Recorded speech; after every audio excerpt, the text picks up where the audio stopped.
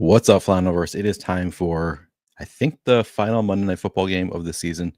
Actually, I was just trying to remember. Do they play the Super Bowl on Sundays or Mondays?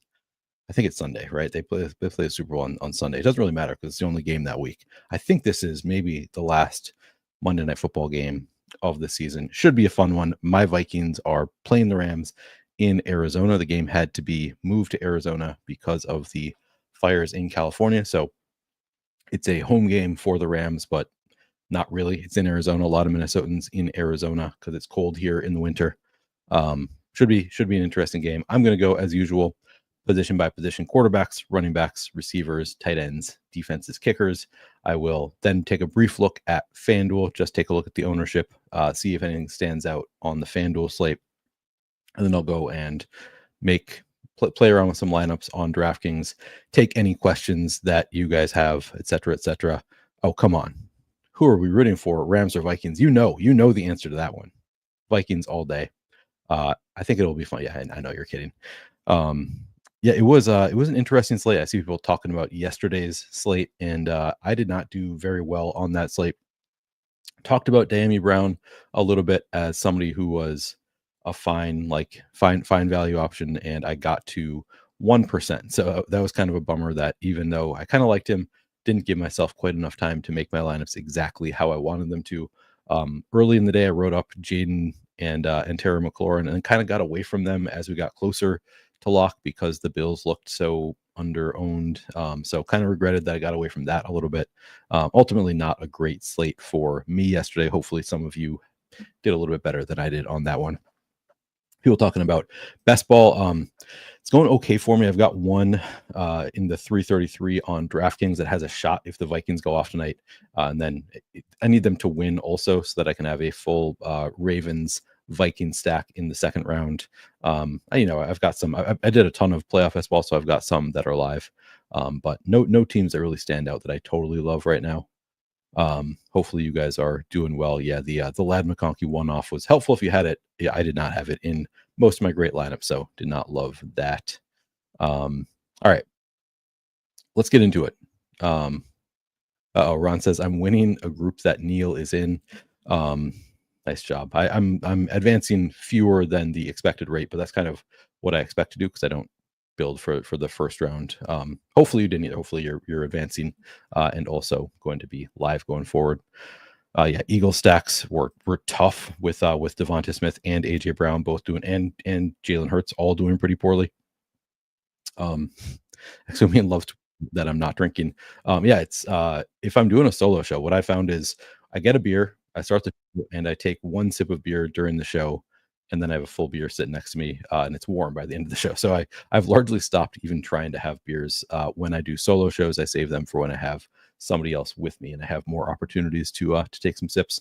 All right, let's get into quarterbacks. We've got Sam Darnold, we've got Matthew Stafford on this one, and I'll bring up the schedule adjusted fantasy points allowed sheet here. So this is over the last 5 weeks, and you can see towards the top, it's a nice matchup for Sam Darnold. I'll just read off my notes for the quarterbacks and go pretty quickly through them. So the Vikings rank 7th in neutral pass rate over the past 5 weeks. I looked that up in the fantasy points data suite, of course. So they've been throwing it quite a bit over the past 5 weeks. Darnold has averaged 20.6 fantasy points over that span. So they're throwing a lot. He's playing pretty well, and the Rams defense has allowed the 5th most schedule adjusted fantasy points per game to quarterbacks over the past 5 weeks. So everything looks good for Sam Darnold and the Vikings passing attack. On the other side, we have Matthew Stafford, kind of the opposite. Rams ranked 29th in neutral pass rate over the past 5 weeks. Stafford only played 4 of those games, but in the 4 games he played, averaging just 11.3 fantasy points per game. And the Vikings defense has allowed the 4th fewest schedule adjusted fantasy points per game to quarterbacks over the past 5 weeks. So looks great for Sam Darnold and the Vikings passing game. Doesn't look so great for Matthew Stafford and the Rams passing game.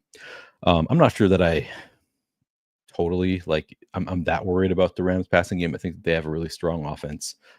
I suspect they're going to throw a little bit more here because the Vikings have such a tough run defense. And if the Vikings are putting up points, I think they're just going to try to throw to keep up.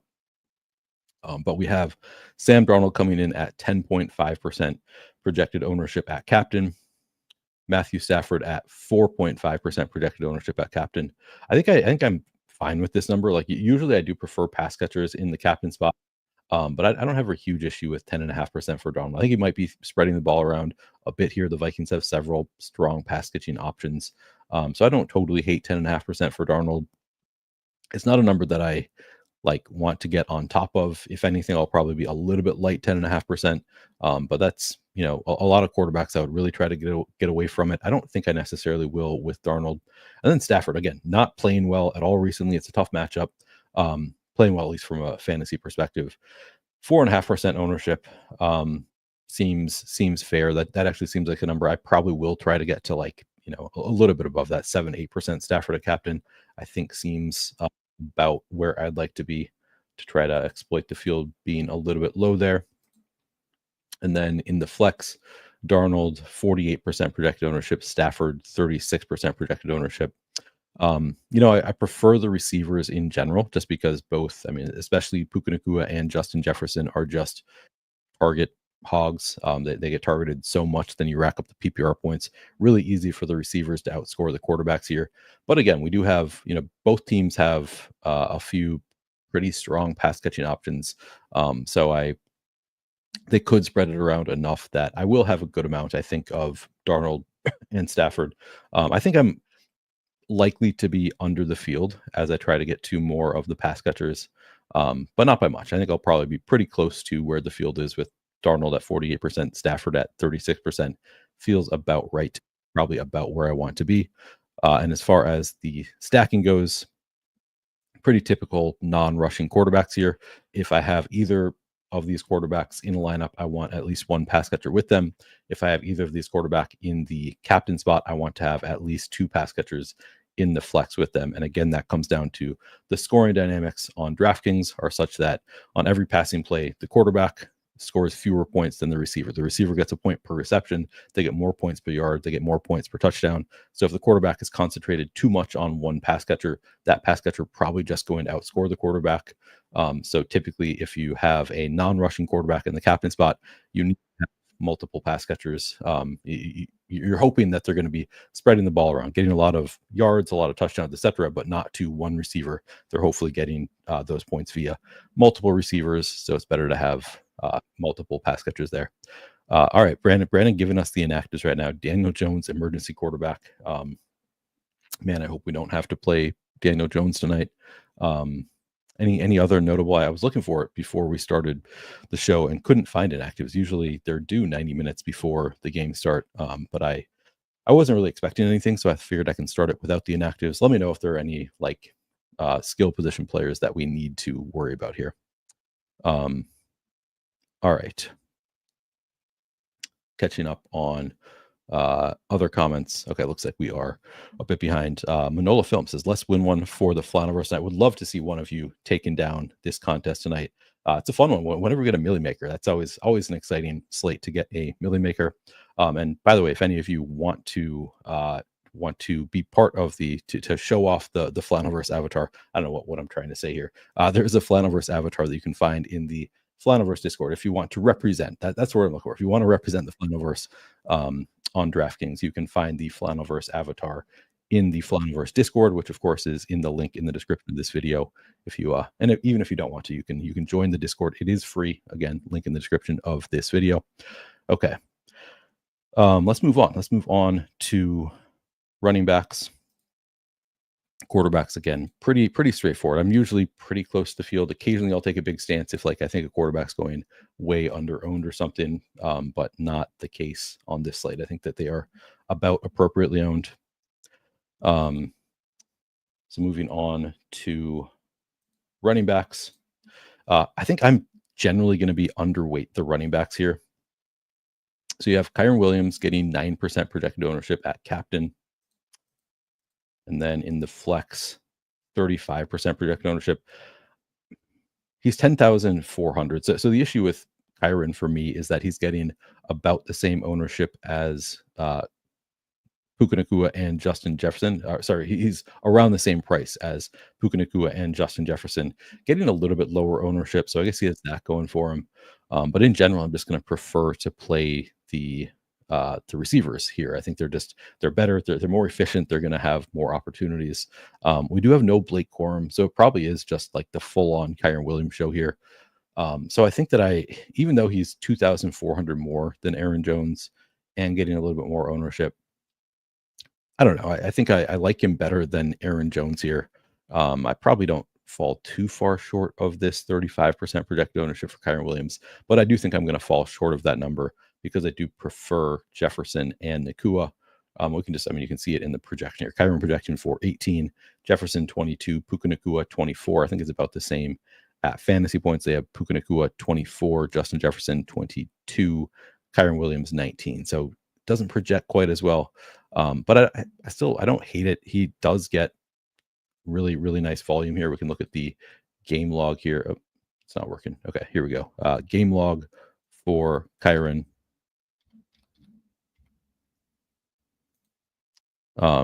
Pretty significant. I mean, man, look at this. 29 carries in weeks 14 and 15, then 23 in week 16, just 13 in week 17. But you can see the upside there with the 29 carries. It doesn't really get targeted a ton, as you can see here. I mean, maxed out with 3 targets in week 17, and then it's 1, 2, 2, 1, 0, 0, 5 back in week 10. But generally has not been targeted a ton. But he's pretty likely to get 20 some carries here. Pretty likely to get I wouldn't call him likely to get a 100-yard bonus against really tough Vikings defense, but probably gets enough volume that he's going to be he's very live to get it, I guess is how I would say it. Not a great spot, not the worst spot in the world. I think it's like the 14th worst matchup in terms of schedule adjusted fantasy points allowed over the past 5 weeks. But Vikings defense just overall a pretty tough defense here. So I don't know. I think I'm probably going to be a little bit light on Kyren. I still think he's here. I'll read off some notes on Kyren. In the past 4 games, I mean, and it's 94 carries over the past 4 games. You see the upside with 29 carries in a game. Yeah, I was right. Vikings defense allowed the 14th fewest schedule adjusted fantasy points allowed. I think the ownership is high enough that I'm going to be a little bit light there on Kyren, just because you can't fit everybody on this slate. Like that's part of the struggle of this slate is just look at the salaries. We have Justin Jefferson, 11,000. Want to play him. Puka Nacua, 10,600. You want to play him. Kyren, 10,400. Darnold, 9,600. Cooper Kupp, 9,400. And Stafford, 9,000. So there's a lot of like big pay up options that look really good, and you kind of have to pick and choose. And my preference is going to be Jefferson and Nacua. The field is there though too, so I don't think I'm going to be that different from the field, but I think I'm probably going to be more likely to be overweight on Jefferson and Nacua than Kyren here. Maybe that's just my bias. I think that's almost always the case that I end up overweight on the receivers, underweight on the running backs. It didn't work out at all. You may recall, probably my worst slate of the year. The one that depressed me the most overall was that Vikings Lions slate last week went horribly for me. I think it went worse than any slate has gone for me all year. And it was the same thing where I was like, I think I'm going to be a little bit light on Jahmyr Gibbs and be a little bit heavier on the receivers. And man, did that not go well at all. And I think that's kind of the same approach that I'm taking here. Can certainly see a case where the Rams just try to establish it and rush Kyren 30 times and target him 4 times, and he absolutely crushes. But I think I'm taking the same approach here, where I'm going to be underweight on Kyren. No, Jameson, I'm not maxing out the Millie Maker. I'm maxing out the mini max. I have maybe 10 lineups in the Millie Maker tonight. That's about what I've been doing this year. And interestingly, I probably need to figure out my sorting, because always my always my worst lineups are in the Millie Maker. And I don't know how that is happening, but that has just been pretty consistently. Like I look at my lineups like, man, I'm looking pretty live here. And it's everywhere except for the Millie Maker. And I'm not doing anything to play it differently. The Millie Maker, just kind of randomly what's happening, what's getting into the Millie Maker, not working out for me so far this year, or the biggest flagship contest, whatever. Okay. Ronnie Rivers, yeah, we will. Let's finish talking about the Rams, and then we'll get to the Vikings. So yeah, I think ultimately probably a little bit late on Kyren in the flex. Actually, I think it makes sense, and this is also something that I often do. Is I think I like him better at captain, just in case they do go the route of like, let's just give it to Kyren over and over. not use any backup running backs. Don't try to throw it as much like they have been doing. So at 9% captain ownership, I actually think I'll be like overweight to this. I might put in like a minimum of 12% Kyren at captain, something like that. Get a little bit overweight at captain, and then I think I'll be light in the flex because I just prefer some of the other options here. And then Rodney Rivers is the other running back that I'm anticipating playing for the Rams. I think he's going to be the backup to Kyren with Blake Corum out. Ronnie Rivers, and didn't even look at his stats or anything. I just think he's the likeliest of the Rams backup running backs to like play behind Kyren. Yeah, projects for 1 fantasy point, 3% ownership. I do like him at that number, even though like I don't think that he's going to have a ton of standalone value. He obviously has pretty strong contingent upside as the last man remaining of the the Rams backup running backs. I see. Ooh, just got a super chat from my guy Tyler. Okay. Tyler says, Happy New Year, Neil. Happy New Year to you, Tyler. Everyone like and sub and send kisses to his sweet, buttery, soft butt. I do have a pretty sweet, buttery, soft butt. That is true. So, yes, please send kisses to my sweet, buttery, soft butt. And also like and subscribe. Very much appreciated. Thank you for the super chat, Tyler. Please do like, subscribe. And of course, I am trying to get to 5,000 subscribers by the end of the NFL season. Probably not going to get there, have more than 700 left to go. But the only way I'm even going to have a chance is if you subscribe right now. Anybody who is not already subscribed, if you would subscribe right now, I would very much appreciate that. Trying to get to 5,000 and have a long way to go. Okay. Daniels asks, how do you decide your 20 maxes or even final 150 set? Said it many times. I feel like I'm missing a step after finalizing my 150 and actually placing them in entries and tourneys. I do not have a great process for that. If you use like SaberSim, you can do different sims for different contests. Like they can let you choose the specific contest and sim out that contest itself. I am terrible with my contest selection. I mean, I only play large field GPPs, or like for the most part. Occasionally I'll enter something with like a few thousand entries or something. But for the most part, the only contests I enter have at least tens of thousands of entries in them, sometimes hundreds of thousands. And I don't differentiate between those. I use an optimizer and I just spit out lineups that make sense to me for the largest field contest. And I'll just play those in all of them, even if the contest has 20,000 entries in it or like 8,000 instead of 200,000. And that is difference. You should be playing different lineups in those. But honestly, I just do it at random. So I don't have the best process for that. But yeah, if you use something like a sim product, that would work. Typically, like what I used to do is just play my highest projected lineups in the highest dollar entry contest is the way that I used to do that. I haven't even been doing that lately, but I think that's generally a good approach if you're trying to get the right lineups into the right contest is sort by projection and just put the highest dollar contest at the top is probably a good enough approach there. Okay, Jordan Rodriguez, Rams inactives, Tyler Johnson out. Okay, interesting. All right, moving on. So yeah, I think I want to be. I don't know. I don't even know if I want to. I want to say that I want to be overweight on Ronnie Rivers because he has awesome contingent upside. But I'm at the same time like I don't think he has really any standalone value. I think it's just going to be the Kyren show. Maybe he has a little bit of standalone value with no Blake Corum. I think 4% is probably where I want to be on Ronnie Rivers. Probably wouldn't even make a 20 lineup set for me. Probably more like in the mini max where I'm 150 max, and I prefer to have him there.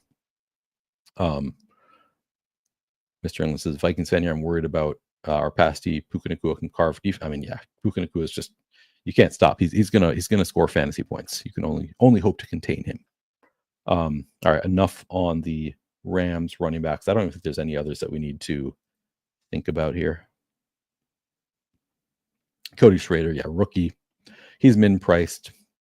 I guess there's scenarios where it's a blowout and he could theoretically see some action, but I don't think I'm going there. I think it's pretty unlikely that he gets much run, if any. All right.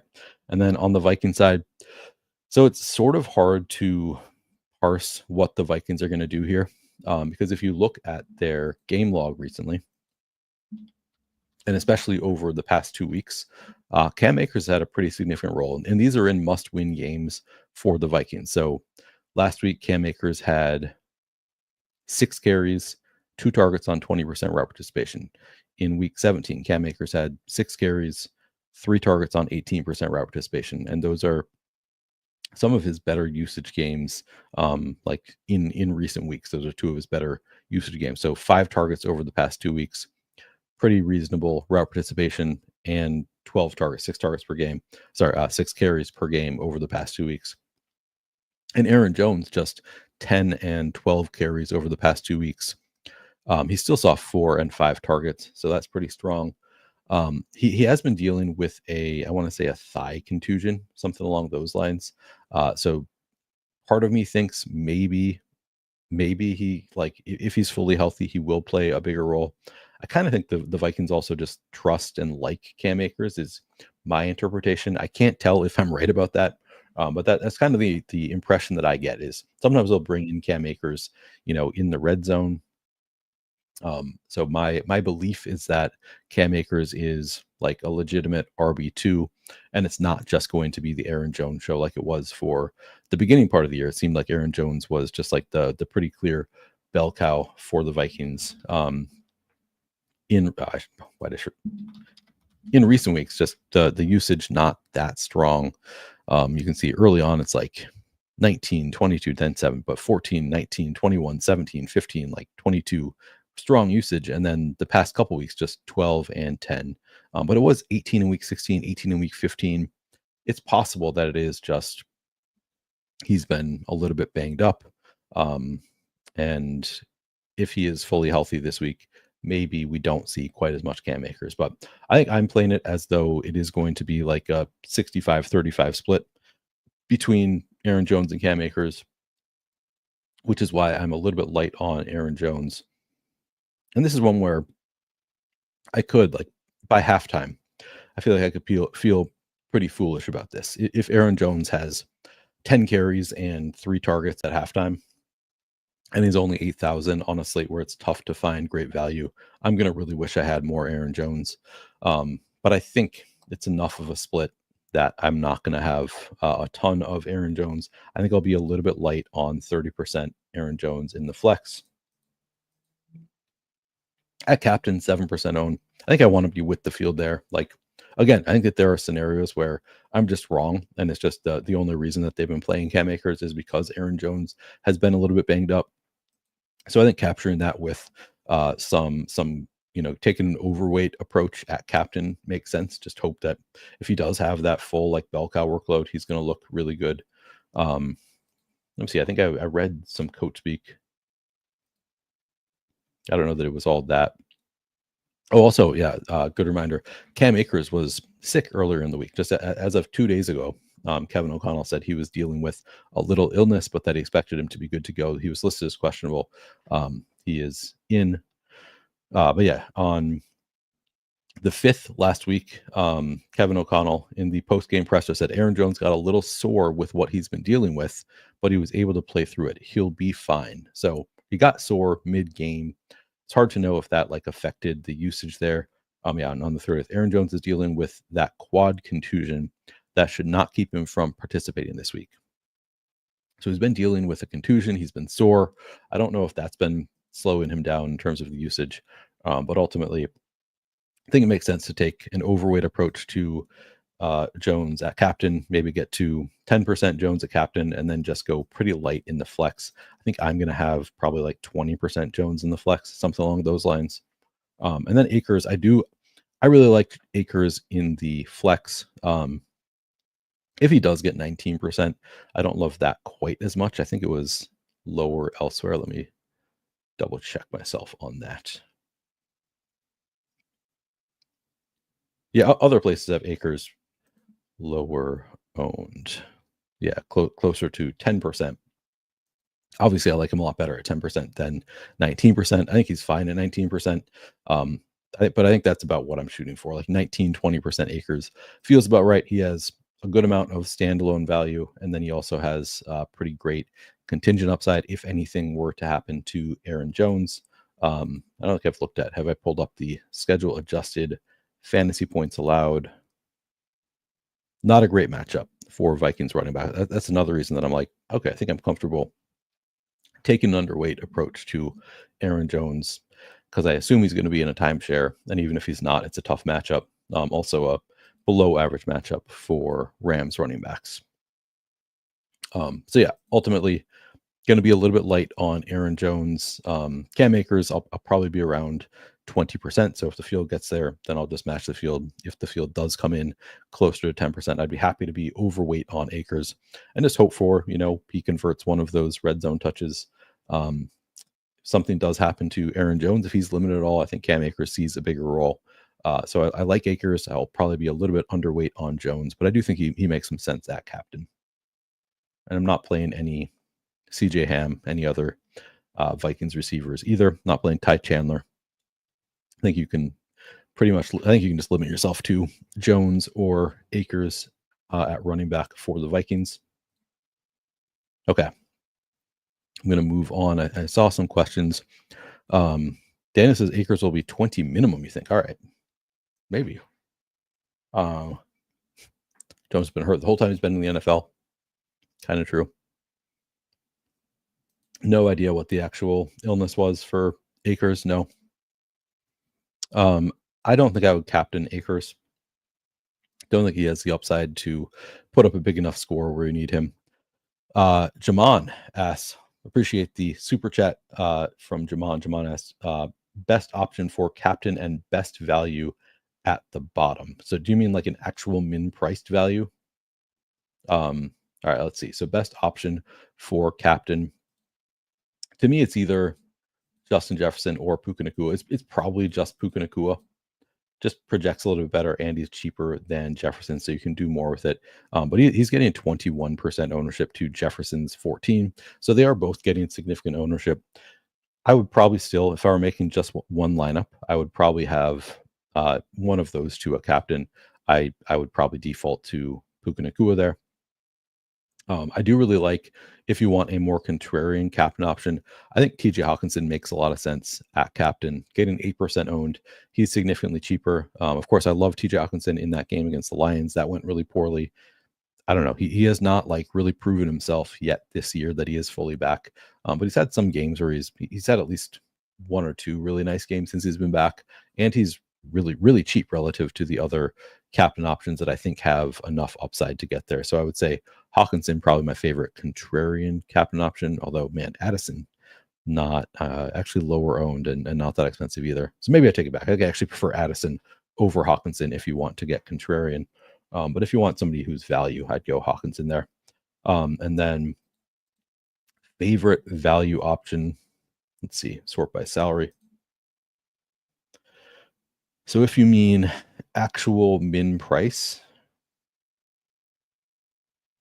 I mean, it's the one who has the best projection. It probably would be Brandon Powell for me if I were going to play an actual min priced option. But if you just want like a sort of value option, I mean, Tyler Higbee to me stands out as a really strong play. I think he's probably going to take over as the top tight end for the Rams, and he's just 3,000. So if that qualifies as value, it would be Higbee for me. All right. Let me scroll down.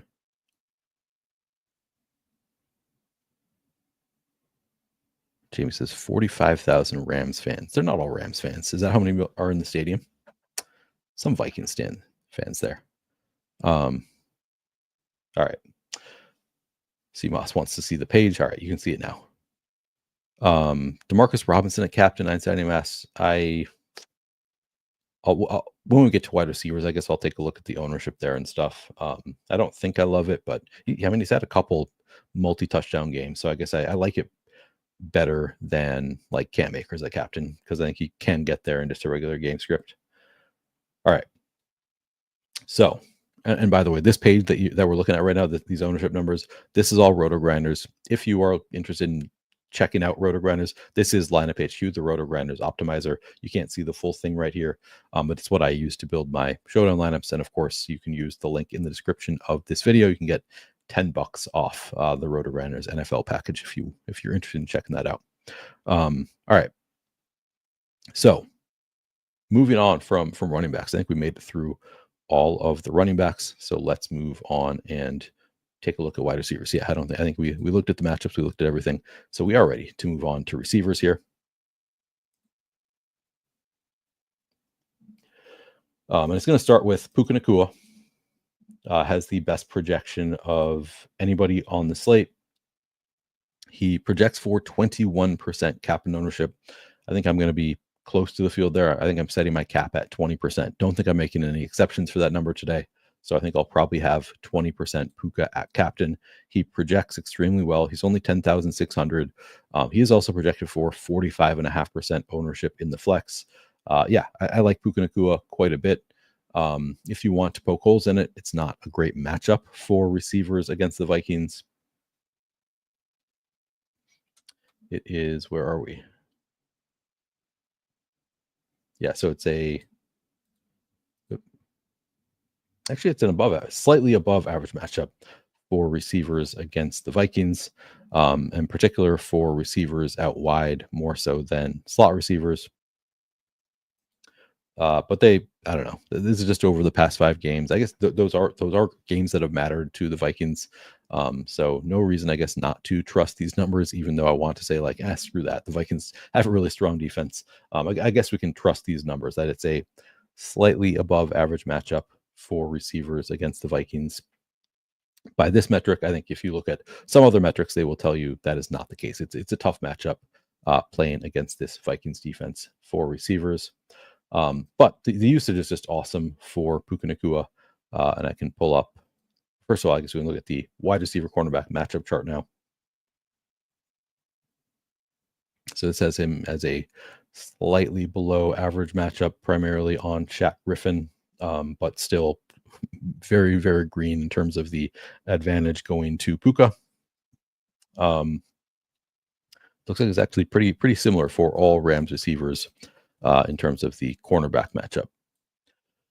And then the usage, I pulled up different numbers so this is Rams with Nacua and Kupp active, and I'll just pull up all of the usage data for the Rams. So let's work our way through here.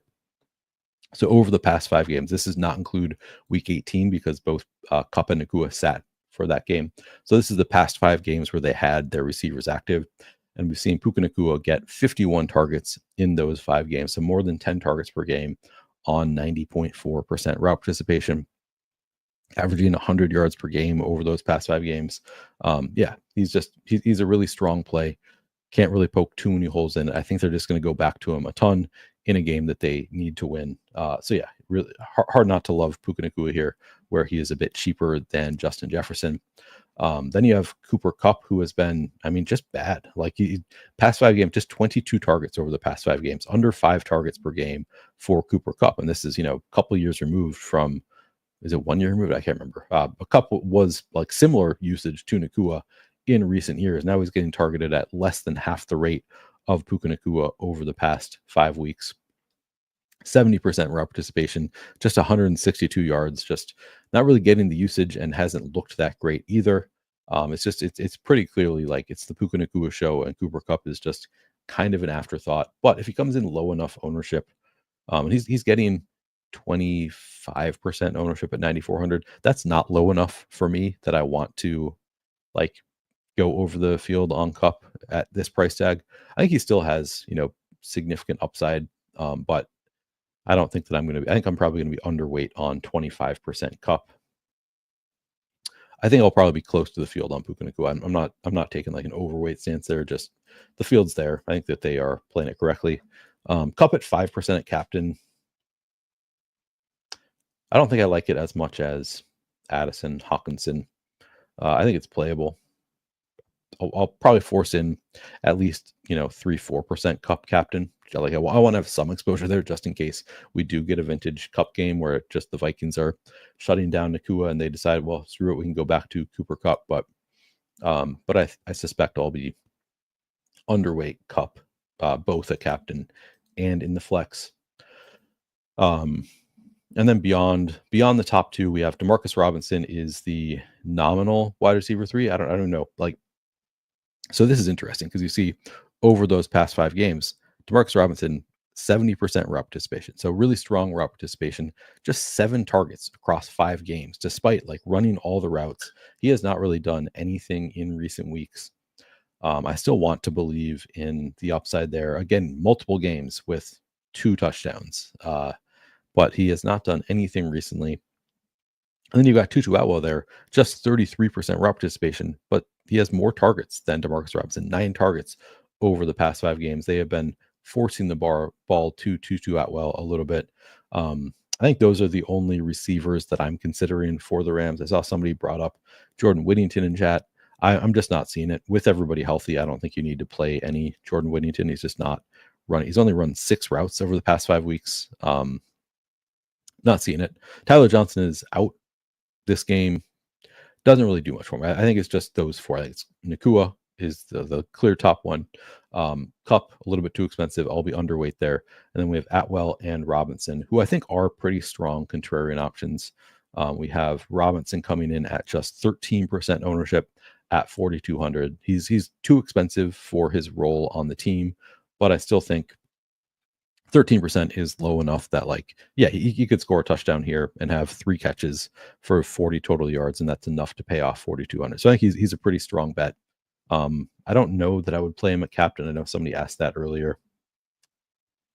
Yeah, sub 1% captain ownership. I think that's good enough that, like, in a 150 set, I wouldn't have him in my first 20 lineups of captain, but in a 150 set, probably take a couple shots there. And then Tutu Atwell is pretty interesting to me, just given all of the targets he's seen in those games. He's 3,400, 7% owned. I think that's a number that I want to be above weight on. So I think he also makes some sense here. So both Atwell and Demarcus Robinson, because they are pretty low owned and, value, you kind of need value on the slate. I think both are pretty good bets that I'd like to be overweight on this slate.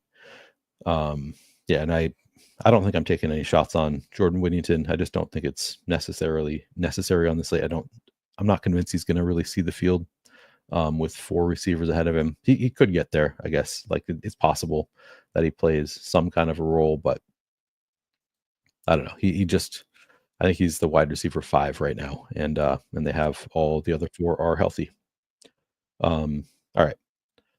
And then on the Viking side, like I said, I love. Justin Jefferson, I already brought up Jordan Addison. A lot of strong options on the Vikings. And for the Vikings, I pulled up, including Week 18, because they have been competitive. They've needed all of these games. Justin Jefferson matching Puka Nacua, 51 targets over his past 5 games, 93.7% route participation. Jordan Addison, 87% route participation, 39 targets over the past 5 games. So he looks a lot better than Cooper Kupp by that metric. Like, he's being targeted a lot more than Cooper Kupp. He's been better with the targets that he's gotten. And he's cheaper than Cooper Kupp. So it's part of the reason it's tough to get to Cooper Kupp is there's just better options. And I think Addison qualifies. Jalen Naylor over the past 5 weeks, 12 targets, 56% route participation. It is worth noting Jalen Naylor, we can see here, runs 54%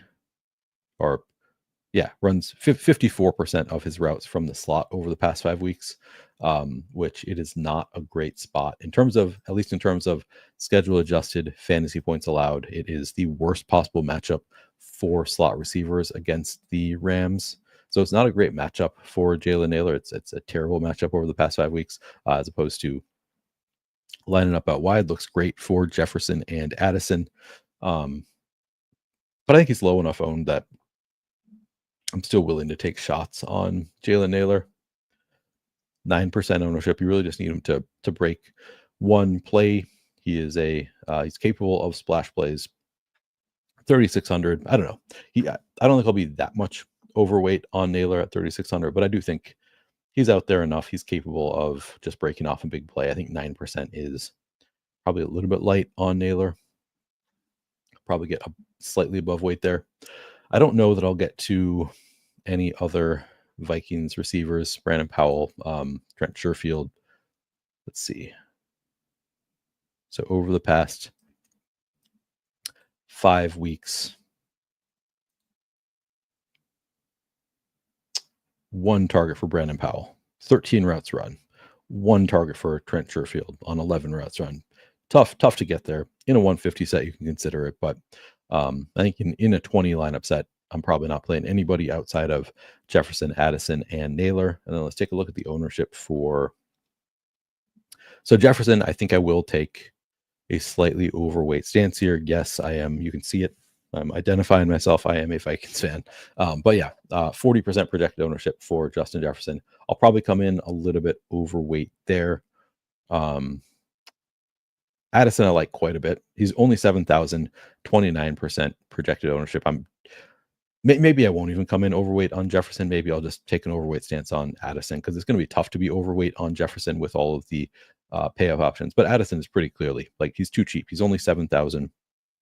Roll is great, not projected for crazy high ownership. I think Addison stands out as a pretty awesome play here. And then at captain, particularly at captain, I actually think I was saying TJ Hockenson was my preference. I actually think I prefer Addison, all things considered, as my contrarian captain at 6.5% projected ownership. He's been awesome. The matchup is great. Everything looks great for Addison.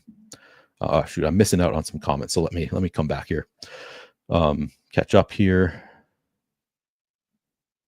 Tubby, thank you for reminding me. Yeah, I'll have to send that message later. Yeah, I also agree that like that one game, I think some people like didn't watch the Vikings all year. They watched that one game. They're like, this team sucks. Sam Darnold's awful. And they're forgetting that this team was crushing up until that point. Blake asked, does anybody feel like they've been saving Kupp for the play? That's part of my I guess it's possible. That's part of the reason I don't like want to full fade Kupp, but I just don't think he has the juice. I think Puka Nacua is just better. Daniel's asking I just put 10% typically for randomness. Sometimes if I don't have much time, and this is sort of maybe counterintuitive, but like if I only give myself 4 minutes to make lineups and I'm probably only gonna be able to run one set with it without adjusting much, then I'll actually do like 20%. Whereas if I have more time and want more control, I'll move it down to 10% randomness. It's kind of a personal preference thing there. Just trying to get to lineups that I like and maybe are a little bit different from each other. But yeah, I've just been using 10% there, and I do it by position. But I guess I usually do the same for all positions, so it doesn't really matter. All right, let's see.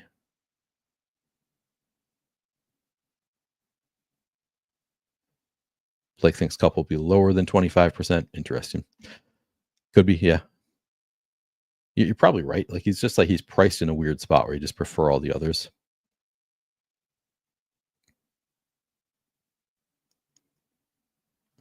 Matt says min-price players like Sherfield and Powell, Sherfield, and Powell are flooding optimals due to the studs having high projections. Thoughts on how to rank them? Yeah, I think Powell was my number 1 there. Probably Ham number 2, and then Sherfield number 3.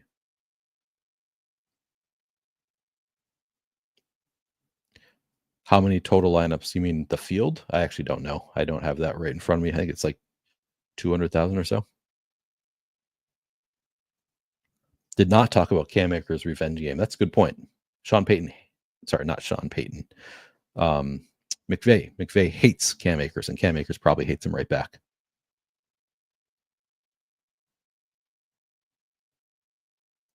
All right. Next guy says he's homeless if Jalen doesn't score. Good luck. Hopefully he scores.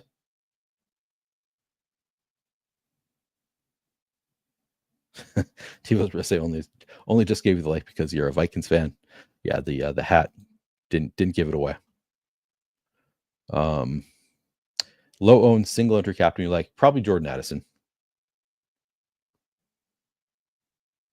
All right. Moving on. I think we've been through all the receivers now. We can move on to tight ends, right? Yeah, I like Addison quite a bit of captain. I don't think I'm going to go to, at least I'm not going to force it in. Maybe the Opta will give me a couple shares of like Jalen Naylor captain or something, but I don't really love it.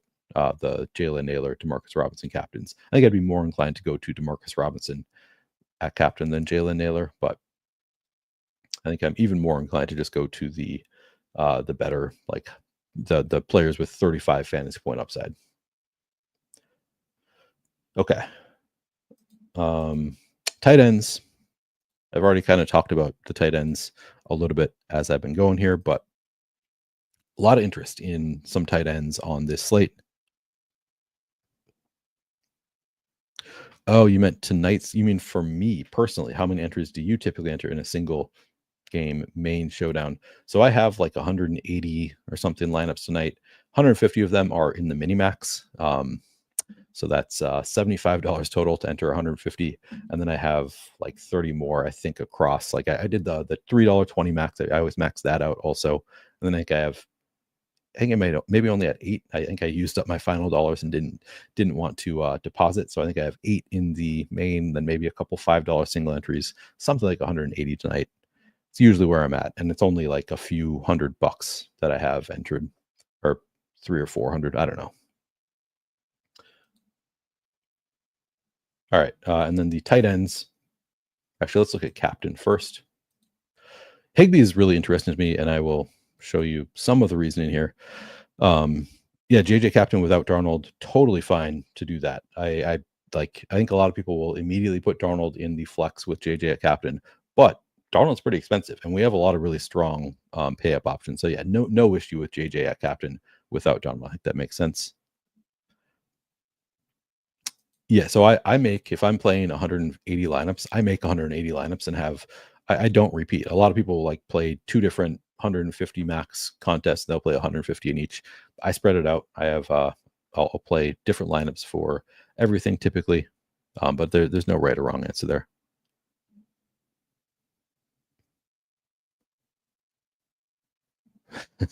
Mr. England says, still want to give you a hat with my business logo. I don't do Discord. Is there a PM feature on YouTube? I don't do X either, unfortunately. I'll have to think about that. Yeah, you could, I guess you could, would it be doxing myself to give you my email address to just say it here? I don't know. I'll hold off for now and think about it. But yeah, I don't know. Those are usually the best places to reach me, are DMs. All right, so TJ Hockenson, I do really like him. So even though I think I prefer Addison, Hockenson at 8% captain ownership, like he's only 8,400 at captain. He's cheap enough that you can do a lot more when you play Hockenson at captain, and I think he still has pretty big upside here. So I do like Hockenson quite a bit at captain, and I also like Hockenson quite a bit in the flex. I think I'm going to be overweight both places, so he's coming in at about 40% total ownership.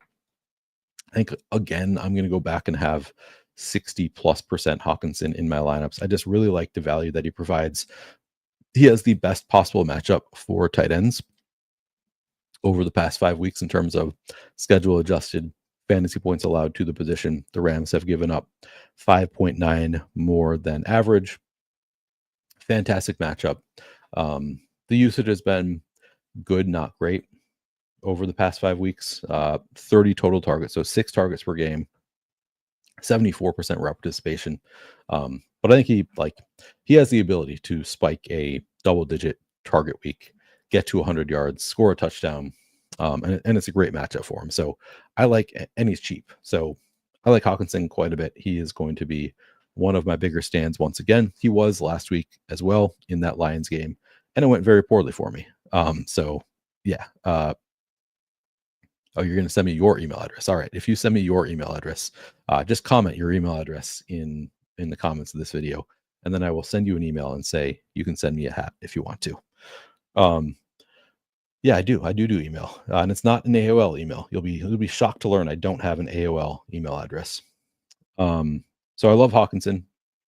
Johnny Munt, if you want to go to a Johnny Munt or a Josh Oliver, like they're always live to score a touchdown. So I think fine if you want to play them. Johnny Munt 3% ownership, Josh Oliver 9% projected ownership, Oliver 1,600, Munt 600. We can look at the usage data here. So Oliver over the past 5 games, 5 targets, one target per game. I did some quick math there on 21% route participation for Josh Oliver. Only 1 target. That actually surprises me a little bit. Only 1 target over the past 5 games for Johnny Munt. But either of them, you're hoping for a touchdown. That's the only way they're going to pay off their salary. and still might not. But yeah, I think Oliver makes some sense. Munt is, I don't know, what's his price tag? 600, like close to the min. Maybe I guess I take it back. Maybe he doesn't need a touchdown because this could be a slate where you just need the value and one catch for 10 yards, 2 fantasy points at 600 might be enough. So I think both are like fine if you need the salary savings. Munt, I'm not expecting much from. Oliver, if he sees one target, hope for a touchdown. But again, maybe if he scores 3 fantasy points, that's enough at 1.6K because you just need the value there. Then the Ram side is also fairly interesting, and maybe we should look at just the past 3 games. And actually, so let's talk through it just a second here. So looking at the route share here for the Rams. So what's tough to get a great read on is the Tyler Higbee situation. So he made his season debut in week 16, and as expected, he's increased his route share each week from 21% to 24% to 42%. I'm a believer that they want him to be their tight end one, that he is their primary and best tight end, and they're going to we got a bot. Made it this long. I'm going to ban and delete. But I think Higbee is just their tight end one at this point, and the coach speak sort of indicates that also. Let me pull it up here 1 second. On the post game presser from last week, Sean McVay said, "I thought Tyler Higbee looked like himself tonight. He's a great football player, and he has such a great energy and swag. Really productive in both phases." In quotes here, this is all obviously in the Coach Speak Index Discord. In quotes, he's going to be a key factor for us next week, referring to this week. He said he's going to be a key factor for us. And I think I tend to believe him. I think that they want him to be their tight end one in the playoffs. I think we've seen the increase. The only thing that, oops, oh shoot, did I just close out? Yes, I did. All right, sorry guys. Give me a second here to reload things. I just closed out my entire window by accident, so I have to reopen, restart my window. But the one thing that I am concerned about there with Higbee is, so his biggest, like the big jump in route participation was in the game that both Kupp and Nacua missed. He saw 7 targets in that game. So they used him quite a bit last week, and I think it's all promising, and I'm not that concerned about it. But worth noting that that both Kupp and Nacua were out for that game. It's possible that they want to keep using their other tight ends also. Forgive me, I'm really quickly just reloading everything here, trying to remember exactly what the pages were that I had opened, but it's only going to take me a minute or so to do this. I've done it a million times setting this up, but now that's the first time I've ever accidentally X'd out of an entire window. So yeah, I am going to like Higbee quite a bit. I will, once we get back here, I'm going to show you the ownership projections for him and talk about how much. I think he was like 21% projected ownership, if I'm remembering correctly. And I think at 3,000, I probably want to be above that number. Like I think he's probably the tight end one. But part of what's going to be interesting is the reason I'm talking about the usage and like where we might have to think about that trend is how much are they still going to use the other tight ends, because we are so hurting for value. That might be, worth playing. We might want to play some of those other tight ends. So give me just a second here. I'm going to pull this up.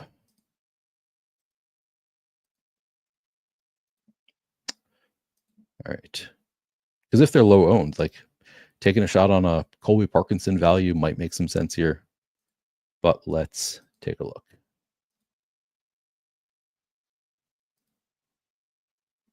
Give me a second. All right. Oh, the Millie Maker is still not filled.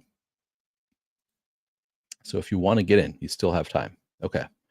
So pulling back up the route share report. Rams.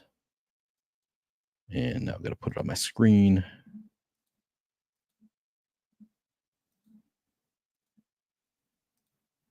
There we go. We're back. We are back where we need to be. All right.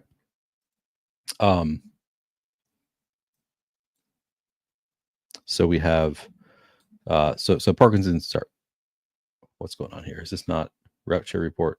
Oh, that's Parkinson. I'm not. Higbee is up to 42% last week. I think he's going to see an increase even further this week. I think he's going to be the clear tight end one. He's only 3,000 and he's getting 21% ownership, I believe. 22% ownership at 3,000. I want to be on top of that number. I think he's one of the better values. I think he has upside. I think he has, some floor. Like I think he's going to see at least a handful of targets here. So I think Higbee makes a ton of sense for one of the better value plays on the slate. But then I do want to look at the other tight ends here. So since Higbee returned, we've seen Parkinson go so we got 37% week 16, 24%.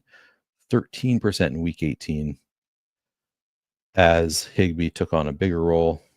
Davis Allen down to, he's basically not been used since Higbee returned. Hunter Long for a little bit was looking like he was taking on a bigger role. He hasn't really been used. It is kind of a stretch, I think, to want to go to any of the tight ends outside of Parkinson and Higbee. I still think maybe we can go to Parkinson. I don't know if this was like, I think you could make a case for, well, maybe Higbee, he's still working his way back, so he's getting a bigger workload, but maybe Parkinson still, falls into the like veteran rest to some extent. I don't know. That's kind of a tough case to make because it's just been a downward trajectory in terms of his routes. But I suspect we'll still see some Parkinson tonight, I think. And Parkinson, where is he at? 7% ownership at 1,200. I think it's worth getting on top of that number. I think he's a red zone threat still. So yeah, I think he's a decent play with a very, very low, with the floor of 0, I should say, for Colby Parkinson. So I really like Higbee. I think Parkinson is a fine dart throw for large field tournaments. Really low floor, but could see an end zone target or two, and only projected for 7% ownership. So I think he makes sense for large field GPPs, but Higbee, any type of contest, looks awesome here. All right. Let's see. That's funny. Man, dial up was something. Just a different world. Matt says Neil is a Hotmail address. Yeah, exactly. No AOL here, just a Hotmail address. All right. Just catching up on chat. Super aggro, but thoughts on min max 4 to 5 of the studs.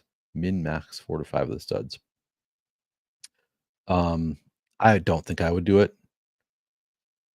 You're not getting any Hockenson in that scenario. If you're, I don't set the rule. I think I'll probably have 3 of the studs in just about all of my lineups tonight. Just you're trying to get high projected lineups. The pay up options are going to project the best. So I will have 3 of them, but 4 to 5, like I don't even know if it's possible. And you're probably, if you force it, then you're probably not going to get that much of like the true like Puka and J-Jets. So yeah, I would not set that as a rule. You're probably going to get a lot of the studs anyway, just because they project the best if you're using an Opto or a Sim. All right. Revenge game narrative. Who we're talking about? Cam Akers.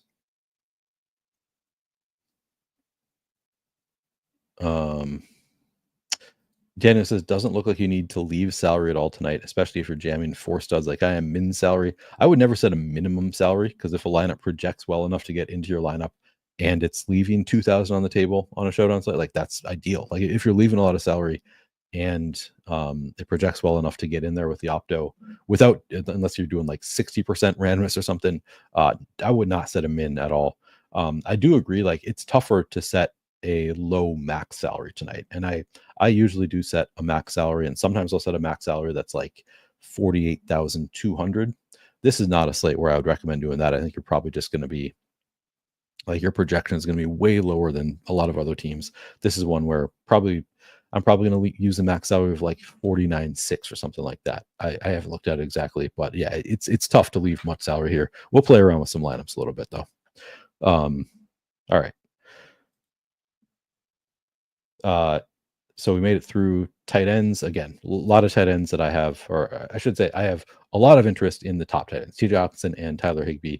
And then I do think Parkinson, Oliver, both are like fine dart throw plays. Defenses, kickers. Let me move the sidebar down.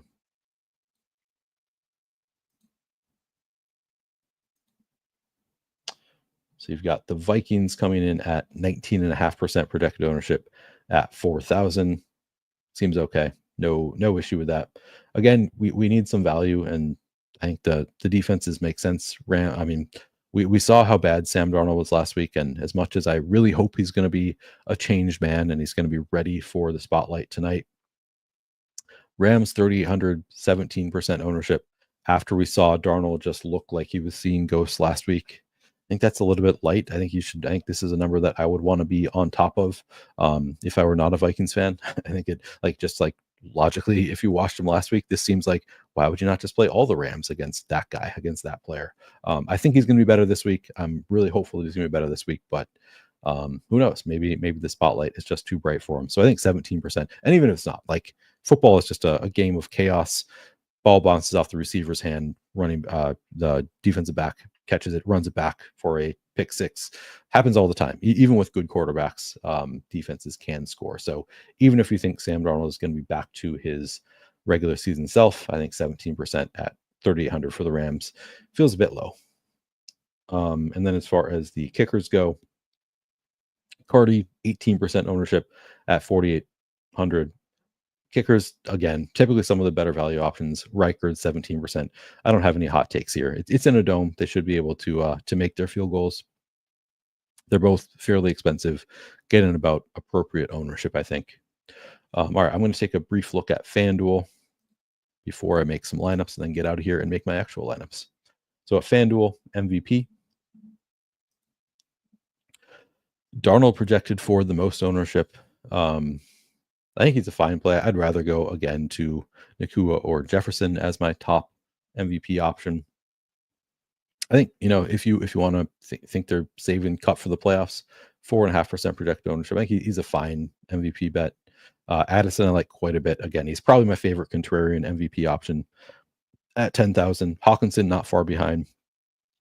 2.5% projected MVP ownership. I think I like him better on DraftKings at captain, where you do have the salary multiplier, but I think he's fine here. But Addison, I think, actually has upside to be the highest scorer on the slate, which is what you need in the MVP. I think he hits that more often than Hockenson does. So I think Addison stands out to me as probably my favorite contrarian MVP option on FanDuel. But Puka, Nacua, and Justin Jefferson, the two likeliest who are still getting pretty reasonable ownership. So I like those two quite a bit. And then in the flex, again, Puka just 28% looks pretty good. Jefferson 23% looks really good. I like Hockenson at 22.5% at just 9,500. Higbee stands out to me, only 12% projected ownership at 8,500. I like that number quite a bit. Both defenses a little bit lower owned here on FanDuel. You can only play 5 players on FanDuel, so I think everybody typically is going to be a little bit lower owned. Demarcus Robinson looks good in the flex, 10% owned at 8,000. Tutu Atwell maybe looks even better. At this point, he's been targeted more. They seem to want to get him the ball. 6.5% projected ownership at 7,500. I like that quite a bit, actually. Yeah, I think those are probably my favorite plays on FanDuel. Naylor, I guess, right there in the conversation. Also, 8,000, 6.5% ownership looks pretty good. All right. I'm going to see if there's any other questions on FanDuel, and then I'm going to flip this back to DraftKings, get to making some lineups. All right. Yeah, Sean says, I see why you like Hockey Captain. Easy to build a better lineup. Yeah, exactly. What about kickers tonight? Yeah, I think kickers, honestly, just they're getting about the right amount of ownership. They're good. On a slate where we're expecting a lot of scoring, kickers are probably going to score a lot of fantasy points if the teams are able to move the ball. But they're being projected for around 17, 18% ownership. I think that is appropriate. All right. Is it crazy to fade Puka for Matt Stafford? Depends on your lineup. But no, I'll have some lineups that have Matt Stafford and not Puka. I'll have more lineups that have Puka and not Matt Stafford. But yeah, not crazy at all. All right.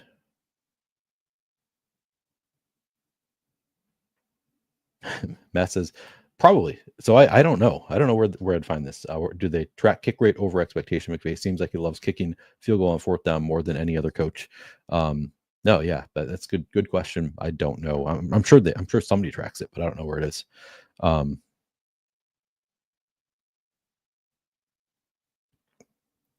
Candy wants to know who I think will make a touchdown tonight.